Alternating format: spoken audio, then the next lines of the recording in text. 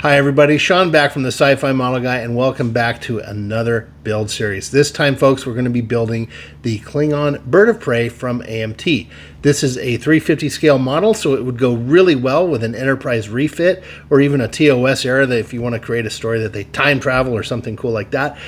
Now, for this one is the same bird of prey from Star Trek's 3 and 4, the one that they put HMS Bounty on there, and I'm actually going to go ahead and put that decal on the ship and perhaps even do a diorama, but we might do that later on down the line. Might be part of this build series, maybe not. Depends on how much time I've got in front of me.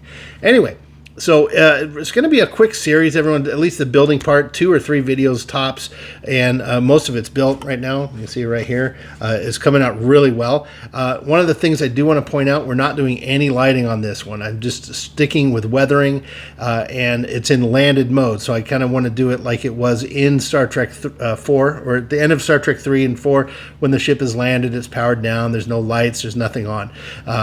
So that's going to be good if you are new to the hobby, or maybe you just don't want to do any lighting on there. This is a good chance and a good one to do. Now, this kit is readily available. It's being manufactured right now, so if you want to do some build along with me here, it is available. Now, I will point out there are a couple things in the directions here that I was pretty unhappy with.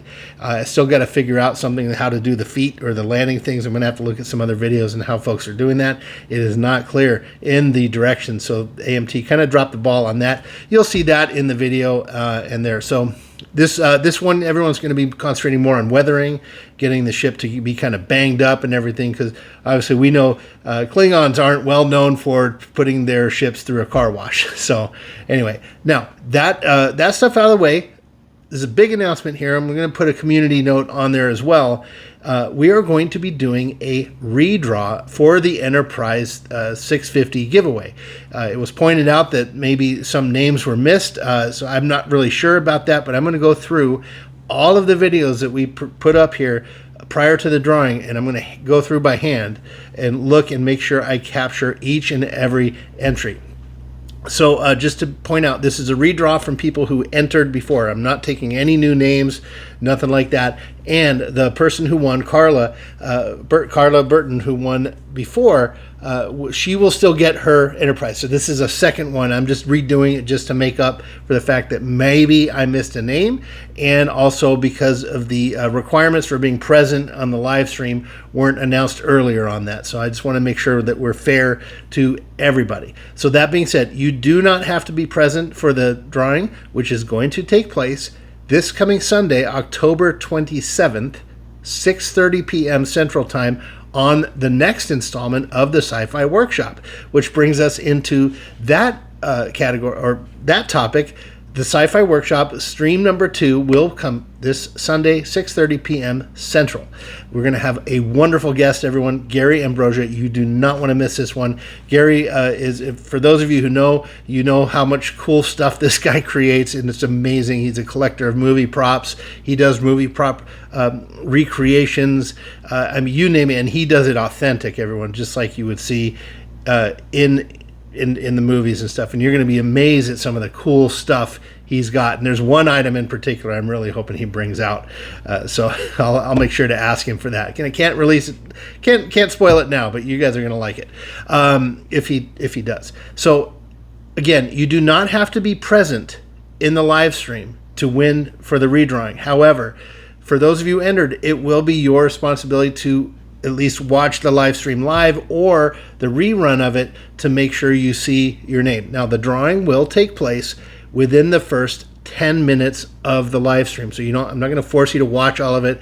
You can just do the first 10 minutes. We'll do the drawing, get it out of the way, record the name. Hopefully the winner's there, and we won't have to worry about having them respond to me in a message or anything like that. I would love to have all of you who entered that be present. I understand that's not possible for everyone, so I want to make sure that we're fair to everyone. Now, I'm going to announce all this in a community post, but if you're watching this now, the winner will have 5 days to claim the prize. So they're going to have to make a comment on the live stream that they are the ones who won, and I will go back and make sure that that person was the same person, the same spelling of the screen name and all that, so that we avoid anyone spoofing. Well, hopefully we don't have anyone doing that, but anyway, so there it is. Hope to see you all there. Would love to have the winner be live and celebrate with them.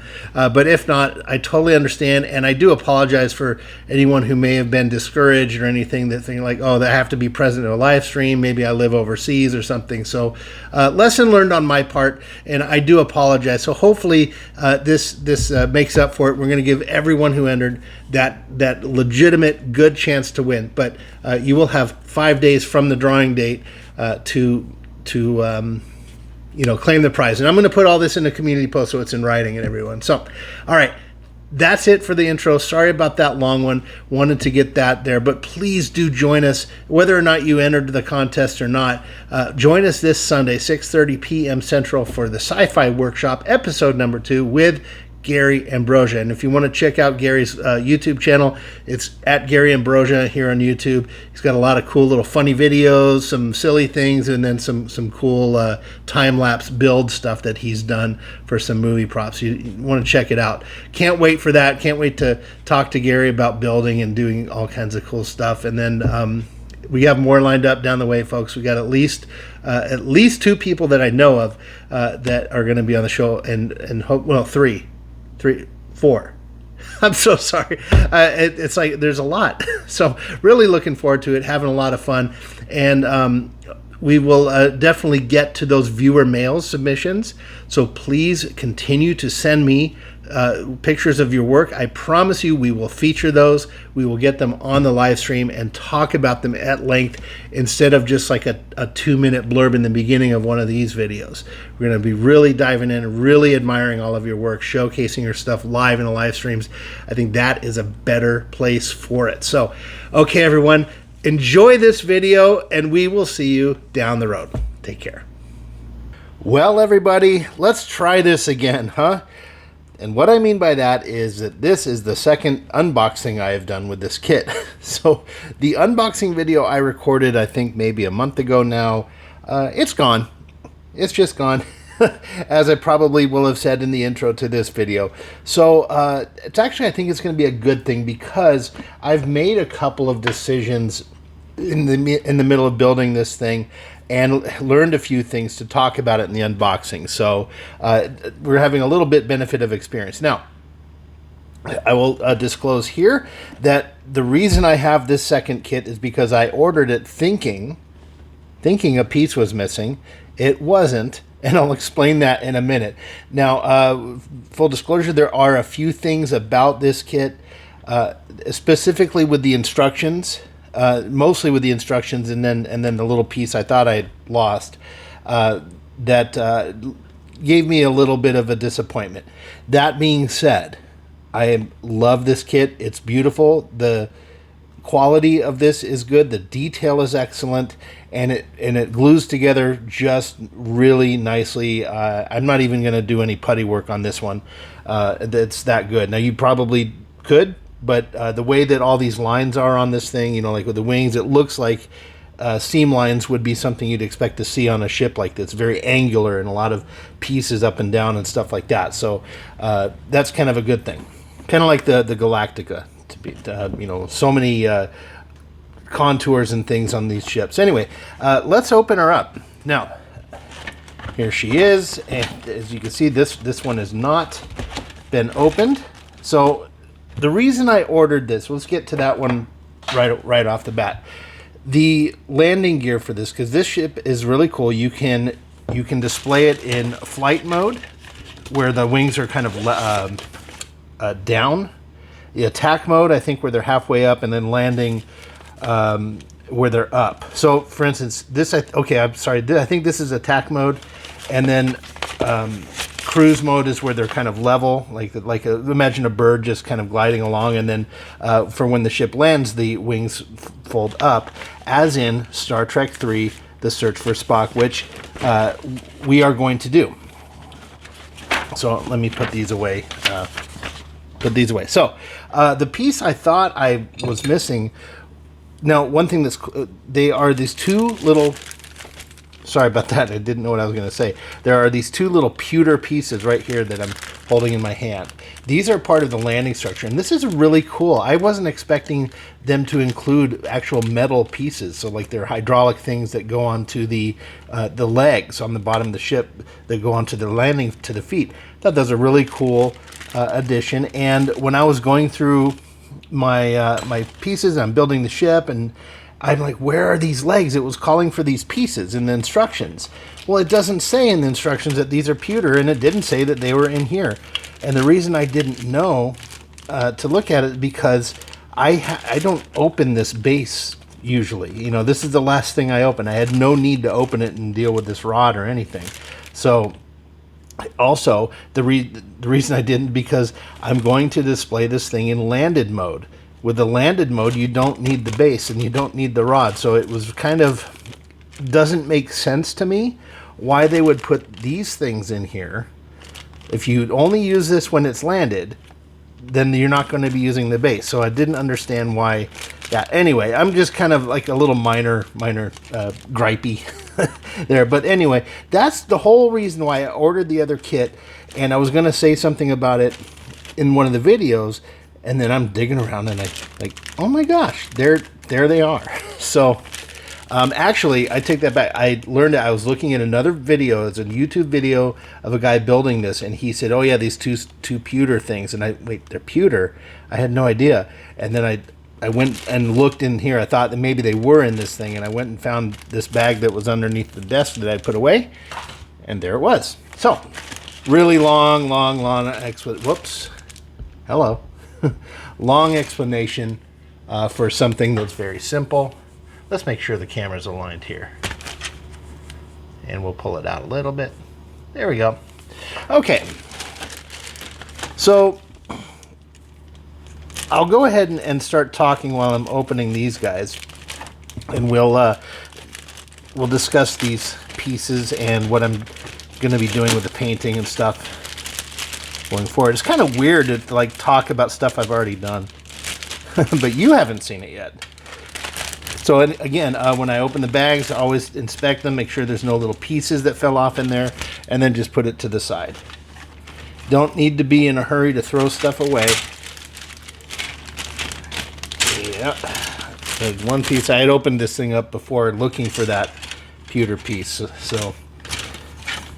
And then it occurred to me, so I had been opening these things, and then I found it. Okay. All right.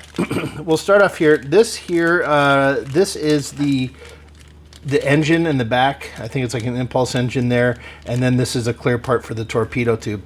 I am not going to light this kit at all. Originally, I was going to just light the back and the front, but I'm doing this in landed mode. On Vulcan, I'm going to make it a little diorama, which is going to be cool. And the ship was completely powered down.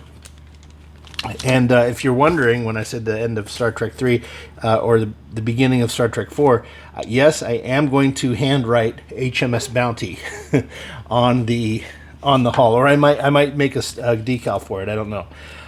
Here's some decals. There aren't many. We'll just open them up and look at them. So the cool thing is I have another bird of prey that I can use.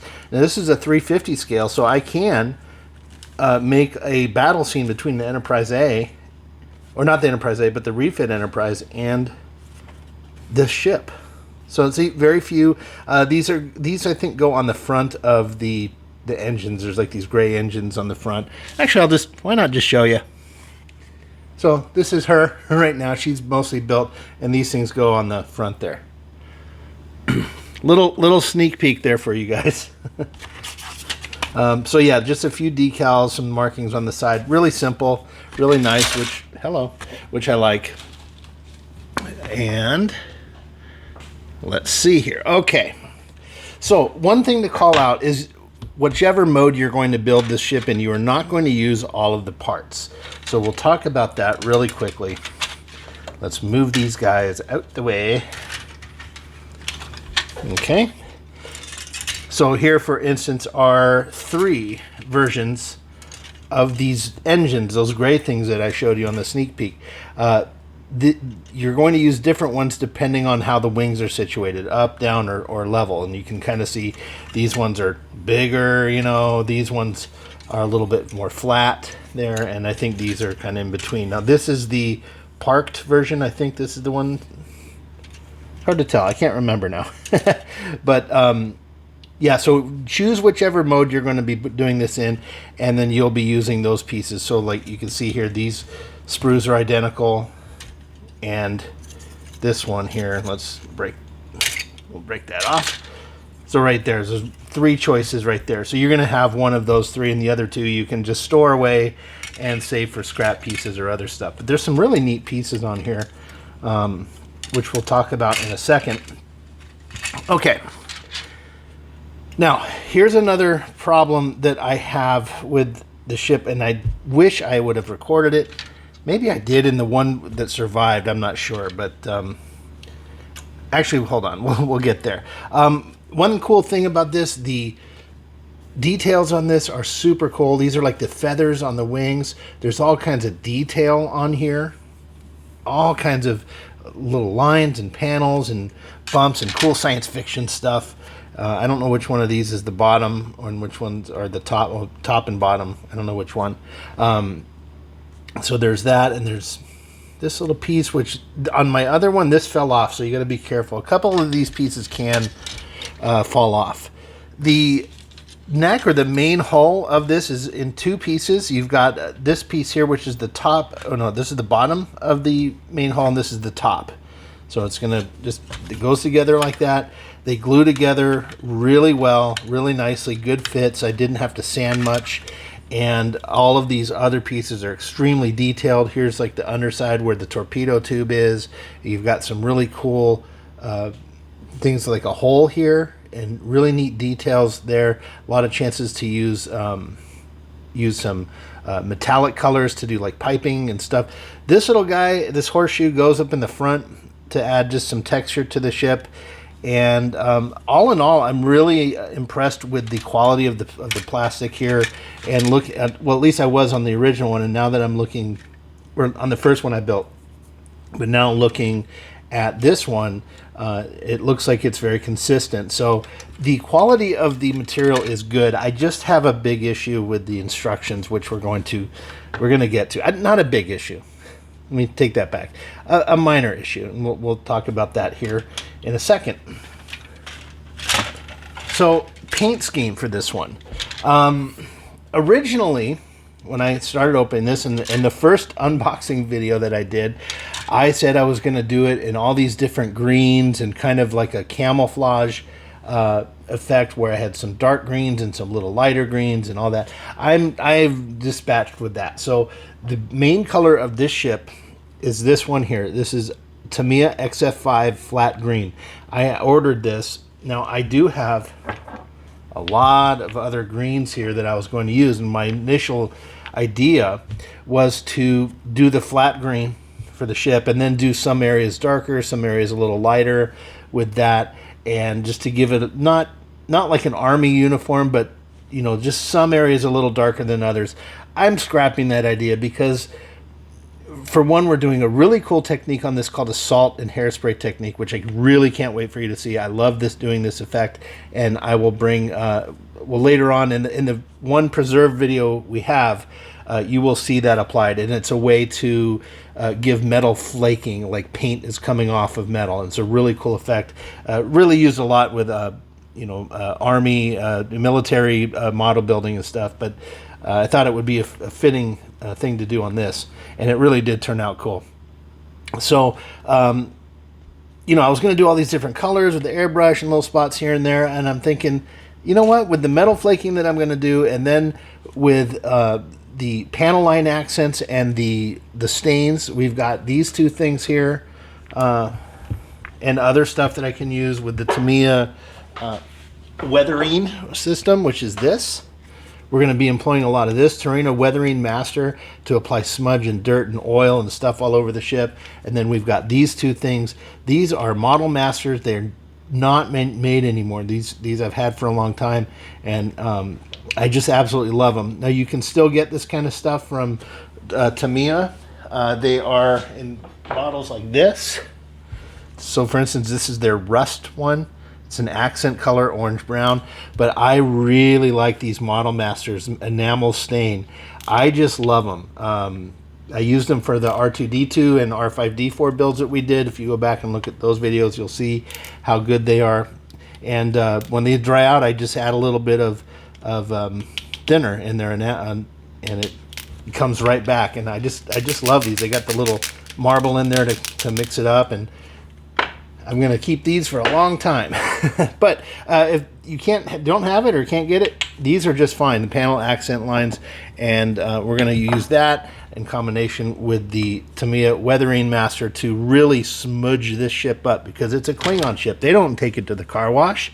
They don't look as pristine and nice as those Federation boys, man. You know, the Klingons know what they're doing. Anyway, so we've got we do have a couple other greens though that are going to be needed for the wings, and the instructions call for that. There's like a deep green. This one is red brown to me, XF64, which is going to be needed, and we'll get to that later in the video when we start painting this, which I'm going to be doing right after I finish this unboxing, the second unboxing. Yeah, so here's real quick what we're going to do here. The model is intended to be built in subsections, and so you're going to be able to build a lot of this before you even start painting it, which is really good. I really like doing that. So I'm going to clear off the desk here. I'm going to bring out the instructions, and we're going to talk a little bit more. Okay, now that everything's squared away, the first thing we're going to talk about is my little gripe about the landing version. So over here, right here, hopefully you can see, we'll move this down. These are the instructions for the landed version. So you've got these two little pieces there, which are like the bay opening up like this, and then the stairs come down. This piece here is those same pieces, but they're closed. So what am I talking about? Sean, what are you talking about? Here is if it's in flight mode. You can see this is a bottom piece of the ship that goes right here, and this is, imagine these things opening up and the stairs coming down, or the ramp coming down, so that passengers can exit. That is this piece that's solid. If you're going to do this in landed mode, you don't use this piece, and instead use these two, which you kind of glue in an open position. It does not tell you how to do that. So here, if you can see right here, sorry, I don't have the room. There we go.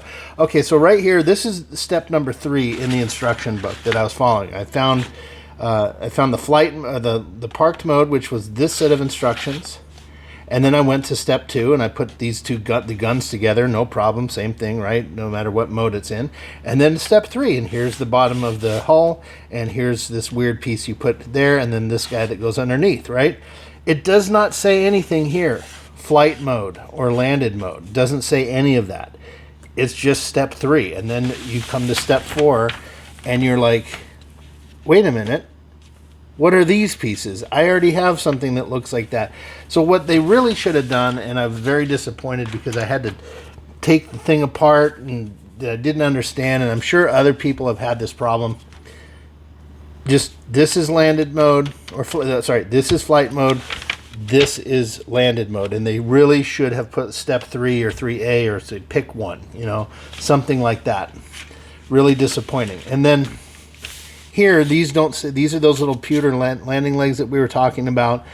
They don't say anything about that it's pewter or where it is. I mean, yes, I eventually found it, and yes, I should have investigated and looked all of the pieces in the kit, but I didn't. And I think I have a good point, but again, it's just a minor gripe. And hopefully, this video will help you if you decide to do this build. Okay.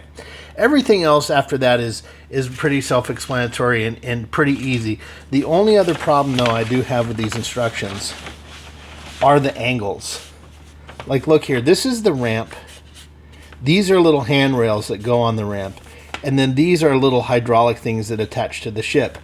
From this picture, I can't tell what angle they're supposed to be in, what what orientation are these to be in relation to it. It really is not clear. And there's not a picture on the box of it in landed mode for me to see. So I kind of had to figure it out on my own. I haven't installed that yet, so I will make sure to record that, and when I put that piece on, to show you how I oriented that to help you out. So, but again, I wish I could show you now, but I haven't got there yet. The other gripe here, sorry, there were two more, is this here. These are those pewter legs that we were talking about. There are 4 total pieces of these pewter things, and they fit together, and there's a little hole here, and this thing goes in there, but you can move it around. And again, I had no way to tell from this 2-dimensional picture how to orient those pieces and how the heck they go in here. It really isn't that clear. I know I will probably figure it out and it'll be fine, but it was just a little bit of a, it just feels a little lazy to me, and it's going to cause some frustration for builders, and that's not fun. You don't want your builders to be frustrated. You know, the instructions need to be a little clearer, and hopefully if someone from AMT is listening, it would be nice if you can get someone to make these a little bit more clear, or even make a video with like a QR code in these things where you can click on it and it sends a video on how to orient it. That would be a cool idea. But well, maybe not. Then people like me wouldn't have anything to do, huh? But so yeah, anyway, other than that, these things they're pretty self-explanatory and all that. So let's turn this over. Instructions are pretty clear. Otherwise, like we were saying, there's a nice paint guide up here with the different colors that you're going to use: gray, green, chrome silver, flat green, red, brown, which we showed you, flat red, gunmetal. I guess that's for the guns. Where the decals are, let's see, flat white, flat black, metallic gray, cockpit green. Oh, I have cockpit green. Cockpit green is this right here. It's a very light green. It is XF71, so I'll have to find out where that's going to go. Clear orange I have, and that's probably for the engines. And flat red. Okay. So let's see. Paint guide is pretty straightforward. It tells you which colors to paint the wings. I'm going to be doing those by hand because I put the salt and the hairspray on that we're going to talk about for the flaking. So if I put too much tape down to mask it, it just wouldn't look good. So I'm going to just go ahead and hand paint these. Those should be fine. I've got some nice brushes and it'll come out nice and smooth. And then, of course, I can sand it down just a little bit because, again, I don't want this to be crisp. We're going to scuff this ship up a little bit. So if I have some spots in there where a lot of the paint is actually mostly sanded off, that's kind of the cool look that we're going to go after. I don't want it to be like it just got out of the paint shop. Okay, let's see. Right here is a good example of the sub-assemblies that were built. When I painted mine so far, I did the entire main hull, top and bottom, with all the pieces on there and glued that together before I even primed it. And then I put the wings together, the wings assembly with the gun assembled, and then the engine things, these little guys. These were the only things I did separately because these I paint in a metallic gray. It's a metallic gray spray paint that it came out really cool. I don't want to show you yet. I don't want to spoil it, but it's a metallic gray that I used. It's a Tamiya metallic gray spray paint, and they came out really nice. So that's it. Not too much happening. Let's talk a little bit about the other painting. Now, right here in my chopped up little hands, we've got Tamiya fine surface primer, and we have Tamiya gloss aluminum. The ship was primed in this, 2 or 3 coats, very light, didn't need too much. It went on very smoothly. I didn't want to put tons because after this, I did this, and this is Tamiya TS17. It's gloss aluminum. You can use any silvery color that you want if you're going to do the technique that we're talking about. You can use mica silver, you can use regular aluminum, any silvery color. And the purpose of this is to give the metal, give it a base metal color. So what I mean by that is we prime it up and then we put this base color on there, and it's a metal. So imagine a ship or your car, and all the paint is scratched off or sanded off, underneath you would see a metallic color. And that's what we're going to do in conjunction with the salt and hairspray technique. All right, everybody, we're going to go right to the section of the build where we're starting to do stuff. Now, I didn't record very much on the assembly of it. Again, we talked about that right in the intro here. The sub-assemblies were pretty basic. We did talk about the hardship I had with the bay door opening. But other than that, the ship goes together really smoothly, very easily.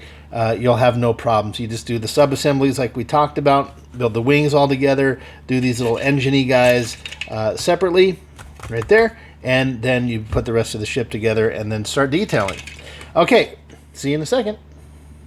Well, everyone, here we are with a very cool segment that I'm excited to do here and share with you, and it has been quite a long time since I've done this. So what we're going to do here is called the salt and hairspray technique, and this is a technique I picked up years and years ago when doing a Battlestar Galactica ship. Learn this cool trick. So if you're not sure what it is, I will explain. So basically what you do is you paint your model an undercoat or a base coat color, usually some kind of metal. Think about like a car before it's painted. You know, it's going to be some kind of aluminum or steel or something like that. So you start by priming your model, which we've done, and then you come over it and spray it with a silver or a metallic coat. In this case, I had about a half a can of gloss aluminum left, but you can use mica silver. Probably wouldn't make a difference. So you can use a combination. You can get mica silver and gloss aluminum, maybe even some darker undercoats. Whatever the case may be, you can have a lot of fun with this kind of stuff. So that's the first step. Obviously, you paint it, let it dry, and then what you do, you get some cheap hairspray. This is something I picked up for a few dollars at the supermarket. It was on sale. I had no idea. It's just a can of aerosol hairspray, and then you get some salt. So in this bowl here, I have some regular Walmart plain salt in this bowl here, very fine, grainy, and in this one I have some Morton's kosher salt, and I'm using this one as well because the pieces are a little bit bigger. And then also what I did, I took a screwdriver, or if you have a mortar and pestle in your kitchen, or just your fingers, you can take some of these and kind of crush them, and that way you get these varying sizes and a little bit of randomness. Now the pieces are a little bit bigger, so if you want to use it, I would suggest you grind them down a little, because the normal pieces come out a little bit bigger. So I ground them down a little bit. It gives a little bit of a variation. Like I said, this table salt, they're all the same sizes. This gives you some variation. There's some small pieces. There's some kosher pieces. You can even take a little table salt and mix that in with you, which is probably what I'm going to just stick with this here. Maybe use a table salt sparingly. So now we'll get this one out of the way, and we'll start here with the wings. So let me turn it this way here so we can better illustrate it. There we go. Hopefully you can see it. Yes, it's in there. Maybe 1 second.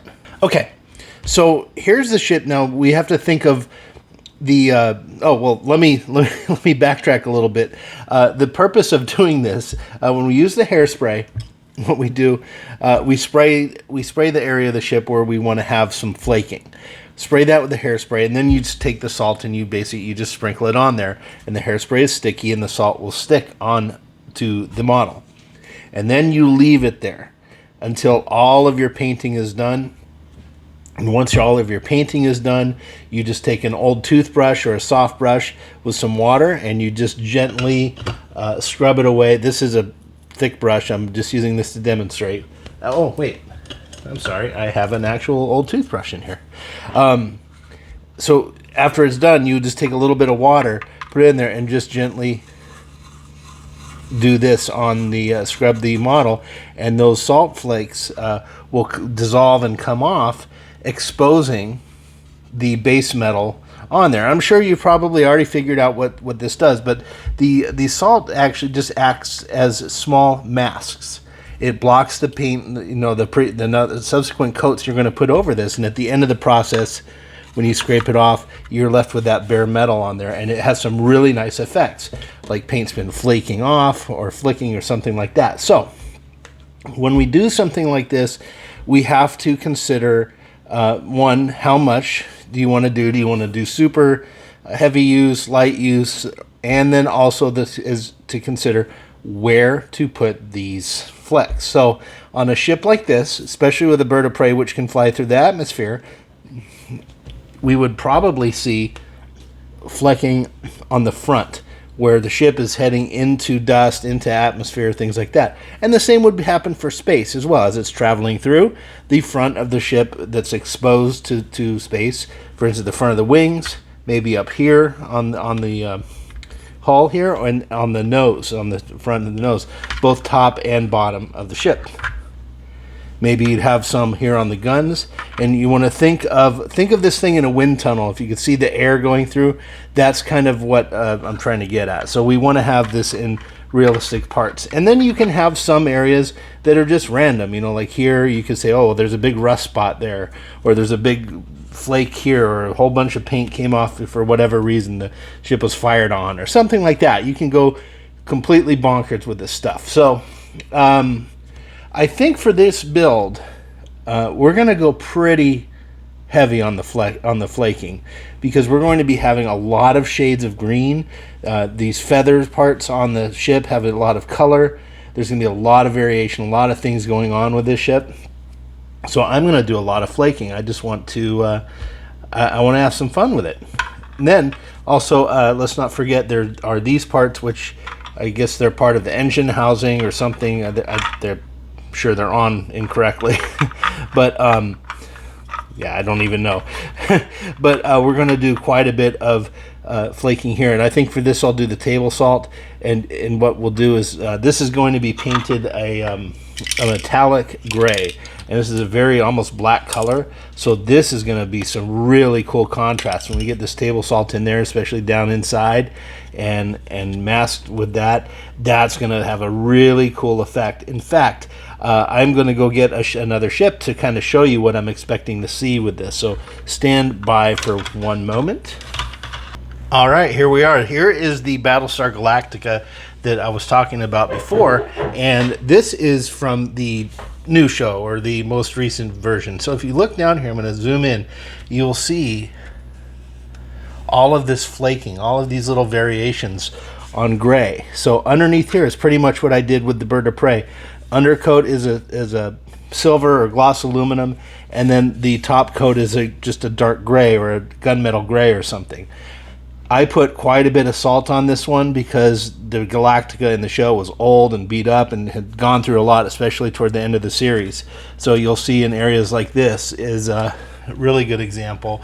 We've got this variation, and I put a lot of salt on there, and what ended up happening with the water, I used quite a bit of water to get it off, and that kind of smudged the paint, and I got quite a bit off, and I scrubbed really hard because I wanted not just flaking, but I wanted entire areas to kind of be scrubbed off. So the toothbrush I used was also taking off a little bit of paint, and that was the technique I used. I went a little bit rough on it, but that was intentional. So you can see here it does add a lot of realism. You can see all the flaking here that happened, and it's a really, really cool technique. And I built this, I built this thing years ago before I really knew what I was doing. But this technique, you can see how good it is, because I think this looks good, and I did this before I really could say I was even experienced modeler, which now I would say I'm maybe upper amateur. But it's a cool technique. So there's just a little show of what to expect from here. So of course it's not going to be quite as drastic, well, maybe even a little bit more drastic, because we're going to be painting this thing green. So really, really excited to share this technique with you guys. So why don't we give it a start, huh? So let's clear away all here. We will start with these cool little engine pieces.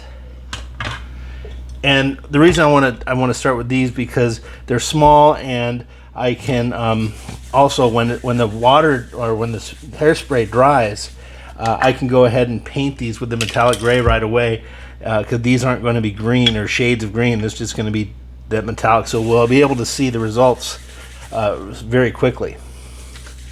So I'm going to go ahead off camera here. I'm going to spray these down. It's not very much, and you got to do it kind of quick because the hairspray will dry up. So I'm going to get the salt, and all I'm going to do is just sprinkle this in here pretty liberally. Again, I want these to be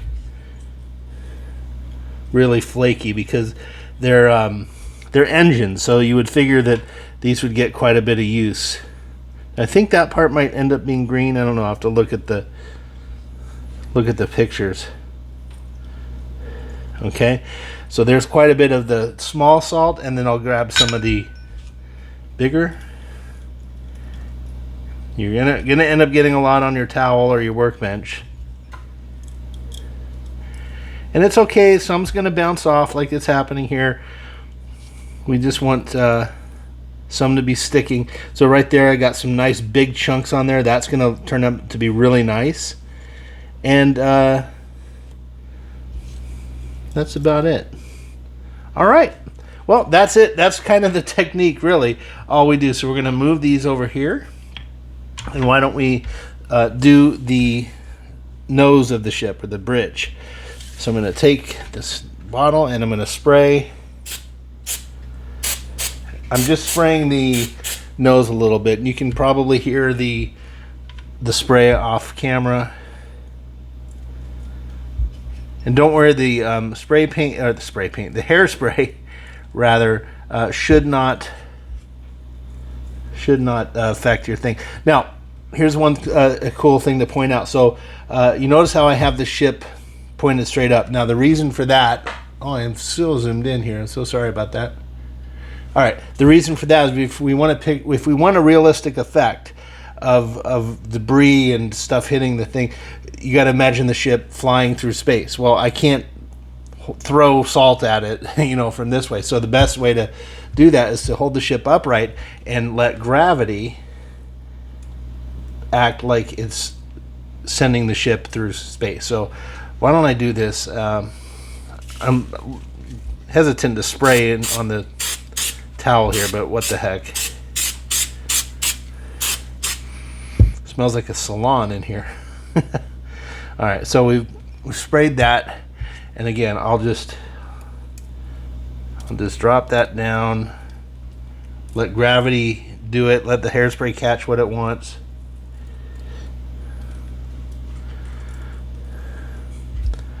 And you can't see a lot, but it's hitting, it's landing on there. Okay.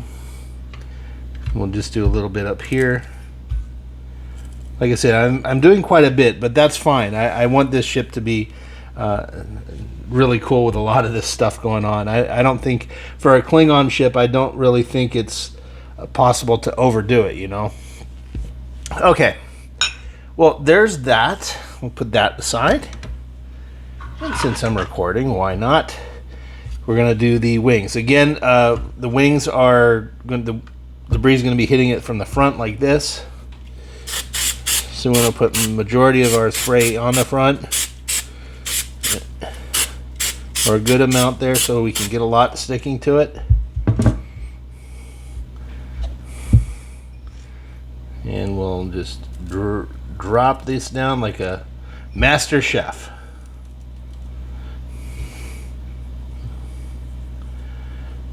I think I want a lot on the front of these things here, and on the guns. The guns are gonna need a lot of detail on them, so we'll sprinkle a little bit here, a little there. And let's not forget the underside.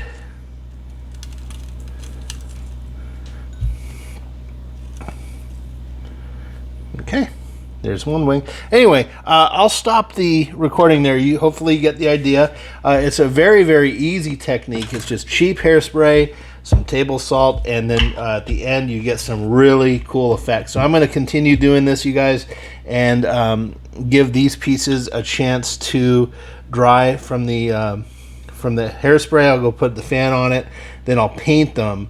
And tomorrow morning I'll come out and we'll do the brush thing. So it'll be an overnight for me, and for you, you'll just see the results in a couple seconds here. So stand by. All right, guys. So here we are back in the garage, and it's the next day. So I did do the scrubbing on one of these, and it turned out just how I wanted. Now it's pretty subtle.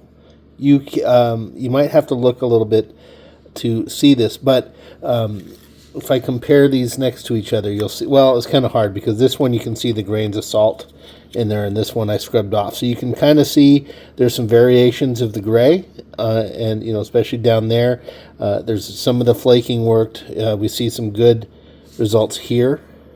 If I can get this light right, then there we go. So you can see the flaking there, and we're going to look at the other side here, and there's some good flecking there, and this will all look really good when we start applying the panel line and the grease and everything. This is just the first step to the weathering for that. So this one came out pretty good. Now I can still see a few grains of salt in there, so I'm going to have to keep brushing this.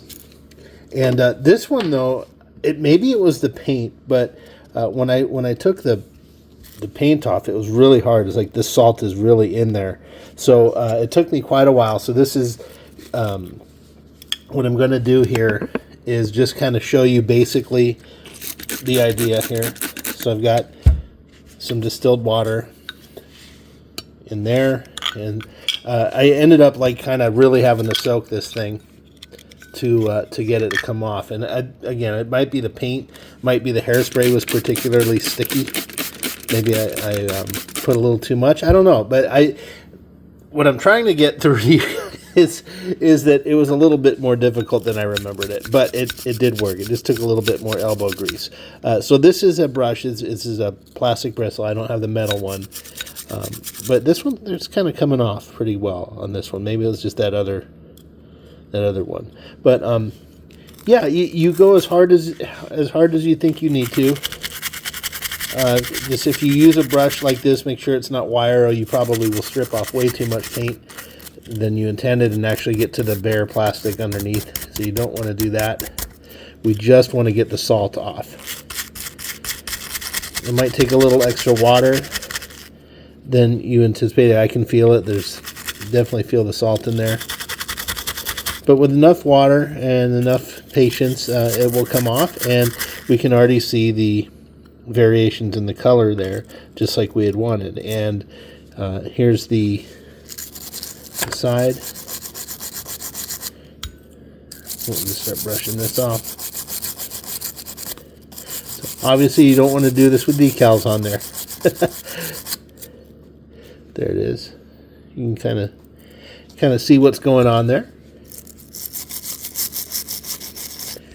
And I've got this brush too that you can use.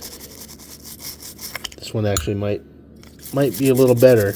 They're not as hard, but there's more brushes here, and it's getting in there, and especially for getting into these little thin grooves here. I thought about using the dental pick here, but that would probably scrape off too much paint. But yeah, you can see here this is working. We're getting the effects that we wanted, and that's it. So that's a brief description of the salt and hairspray technique. Now, when we get to the body of the ship, everyone, it will probably look a little bit better because we've got here silver and a metallic gray. So it's really kind of hard to pick up the, where the paint's flecking.